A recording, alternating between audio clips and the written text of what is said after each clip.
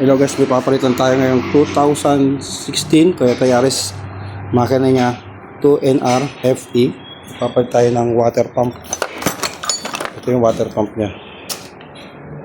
Dahil may tagas. Ito yung tagas. Madali lang naman. Ito ang water pump. Yan, makikita yung water pump. Yung tagas. Tagas sila palit. Dito may maliit. Tapos diyan kakalik. Kahit tanggalin yung belt, ito yung tensioner, tanggalin lang, madali naman rotation ng belt. Tapos tanggal tayo ng coolant. Siguro 1.5 hour palit na to, o wala pa isang oras. Ayan, palit tayo ng water pump ng Toyota Yaris. Okay, let's go.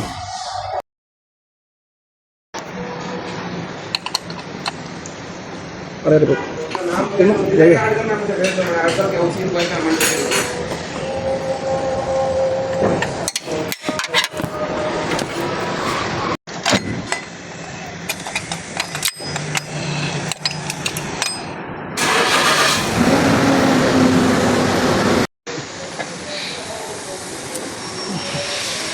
Touch screw. Bili touch screw. Masih ada bisik. Ada nomor Alternator din yun.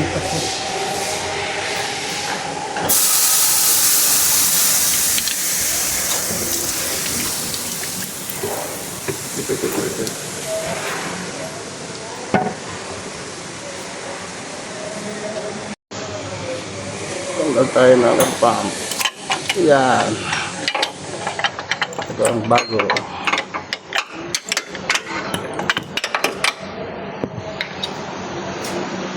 Kadumi. Ito, sobrang dumi. Tapos may tagas na siya dito. Ito siya ang tagas. Ang bugitas niya dito.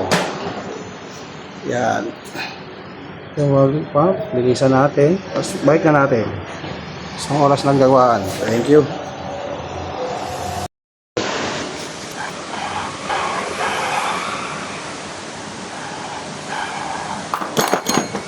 Yung bago.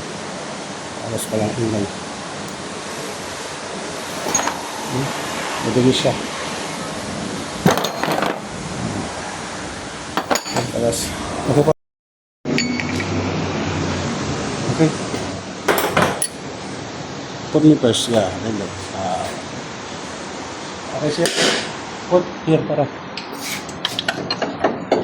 Alas mo.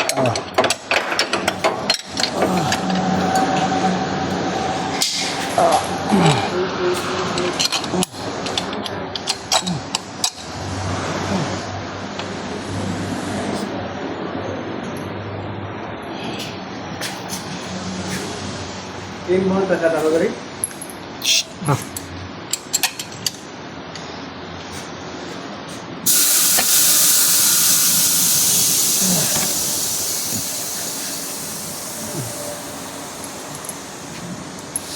What is this?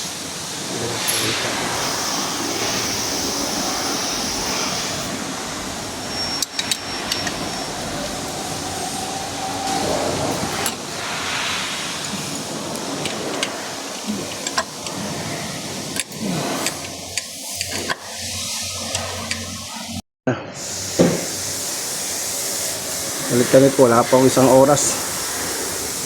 Problema na dito, motor nila medyo matigas. Kaya sagit lang yan. Ito yung bagong water pump. Wala pang 15 minutes, mapapalitan mo na to. Okay, gawin natin yung belt. Tapos lagyan natin ng ulan. Okay.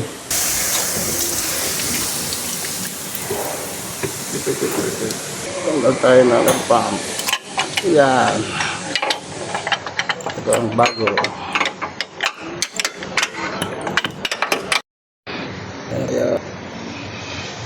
Okay, let's go.